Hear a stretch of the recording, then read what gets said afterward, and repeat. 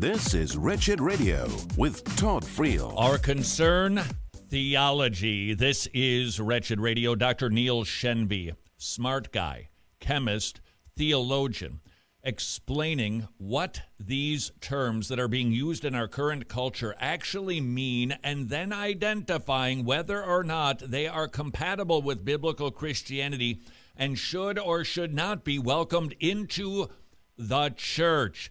That is our concern. Not about social issues, not about racism in our culture, defining the worldview known as critical theory and social justice to ask, does the Bible affirm these ideals? Number one, critical theory. You are identified as a group, not as a person. Number two, critical theory is all about hegemonic oppression. There's an oppressor group, there's an oppressed group. You do not have to be the majority in population. You need to be the one with the power. Therefore, you are the oppressor. Those are the first two markers of critical theory. Premise 3. Our fundamental moral duty is freeing groups from oppression. Here's feminist Suzanne Farr. These political times call for renewed dialogue about and commitment to the politics of liberation. Liberation requires a struggle against discrimination based on race, class, gender, sexual identity, ableism, and age. She's writing that in 1996, by the way, in the middle of the Clinton presidency. Unsurprisingly, the sentiments were amplified just a little by Trump's election. What are the implications of this commitment? Notice that liberating groups from oppression is our fundamental moral duty. It's very rare for proponents of critical theory to explicitly affirm or promote moral duties like honesty, kindness, patience, chastity, marital fidelity, or self-control. Even when they talk about money, the duties of personal charity, personal generosity, and personal giving are rarely discussed. Instead, the discourse centers on dismantling unjust structures. This focus on group liberation can have serious implications. Before we get to those implications, consider what he just said. The focus of critical theory is freeing the oppressed, not individual kindness, not charitable giving, not acts of charity. No, just freeing the oppressor. Question: is that compatible with biblical Christianity? You would say, well, of course we should try to free the oppressor, and I would agree, but not at the exclusion of everything else. Furthermore, if that is the centerpiece of what it means to be human, freeing the oppressor, is that the message of the gospel? And so if social justice and critical theory become a part of the gospel, it's actually at odds with the gospel that Jesus died for sinners, to set them free from condemnation, the wrath that is to come. Critical theory on this point alone is not in alignment with biblical Christianity. The implications? One example of liberation displacing all other moral concerns can be seen in groups like Antifa. 2 years ago, a member of Antifa hit a Trump supporter in the head with a bike lock, not because he was doing anything violent, he was just talking, but because he was a Trump supporter. Amazingly, the man who committed the assault had taught ethics at a local university. Here, even the moral imperatives like, you shouldn't hit people on the head with bike locks, are considered to be less important than abstract goals like resisting oppression. Now, obviously... Hold on, before obviously. That's pragmatism. Because the highest ideal is freeing the oppressor, I can hit somebody in the head with a bike lock. Does that sound like Christianity to you? Antifa is an extreme example, but it shows this principle at work in practice. Number 4, lived experience is more important than objective evidence in understanding oppression. Listen to Anderson and Collins. The idea that objectivity is best reached only through rational thought is a specifically Western and masculine way of thinking, one that we will challenge throughout this book. Now, what do they propose to supplement rational thought? Story, narrative, personal testimony, lived experience.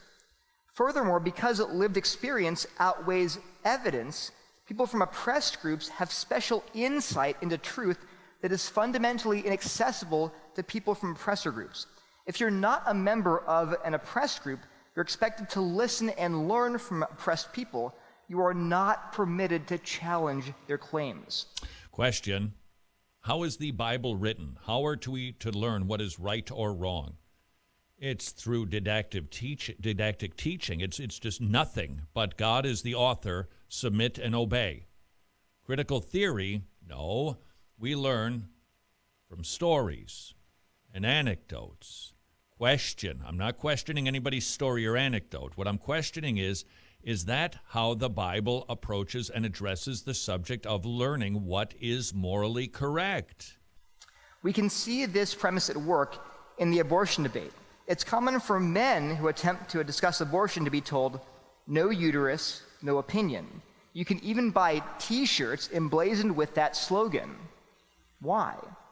One reason is that a man, as an oppressor, can't understand the lived experience of women who are oppressed. Therefore, he should have no opinion on what are considered to be women's issues. As an oppressor, he must defer to the opinion of the oppressed group. Question: is that how we determine what is right or wrong? Based on your experience, based on your gender, or is it based on God's word? Critical theory, the former. Christianity, the latter. Number 5, oppressor groups hide their oppression under the guise, the pretense of objectivity. The claim being made here is that there are no completely neutral observers who present us with totally objective facts. Instead, oppressor groups claim that their observations are neutral, but this claim is only a strategy to conceal their will to dominate.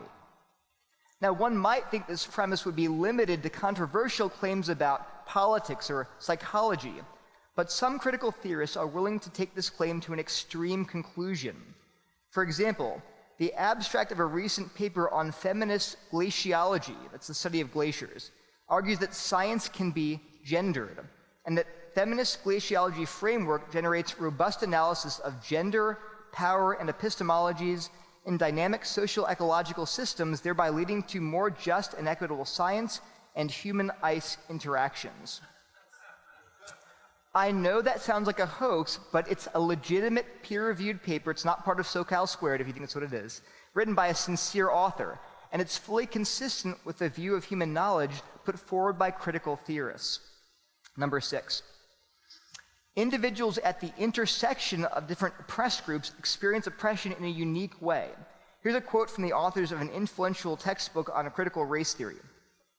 Imagine a black woman who may be a single working mother.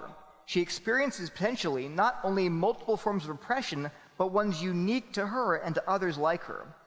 The authors here are expressing the concept of intersectionality, the idea that our identities interact in complicated ways. Where do we see intersectionality? Here are 2 photos from the Women's March in 2017. That first sign on the left provides a good example of intersectionality. On the one hand, women of all color can find solidarity in their common experience of male oppression. But not so fast. The woman with the sign points out that a majority of white women voted for Trump. Even at an avowedly anti-Trump event that was organized to protest his election, race and gender intersect in complicated ways so that shared gender is not enough of a basis for solidarity. As the second sign declares, feminism without intersectionality is just white supremacy. Women of color will not necessarily have the same concerns as white women, so any feminist coalition needs to avoid centering the concerns of the dominant group. I hope I've convinced you that critical theory helps to explain many phenomena. If we understand it, we can understand a lot of what's happening in our culture, in the secular social justice movement, in academia, and in our politics. That is why we hear so much of the language that we currently do. 6 basic premises of critical theory. You are identified not as an individual, but by a group. So if you happen to be in a group that the culture has said is bad, you're bad, whether you've done something bad or not. If you are identified with an oppressor group, you're an oppressor. If you're identified with a racist group, you are racist, because it is not about individualism, it is about an identification group. Second, hegemonic oppression. If the whole context of how the world is seen is oppressed and oppressor. Third, freeing the oppressed is the highest ideal, which is pragmatism, which isn't biblical. Number 4, forget reason, forget science, forget logic, story. Number 5, you hide your oppression. You say that you don't have it because you just want to keep your power under the guise of, I'm just trying to be objective or biblical. And finally, intersectionality. You're more oppressed than others if you have more oppressed traits than other people. That's critical theory. I'm not judging anything in culture, but critical theory. Question, is it biblical? Is it in alignment with Christianity? That is the question before we import it into our church. This is Wretched Radio.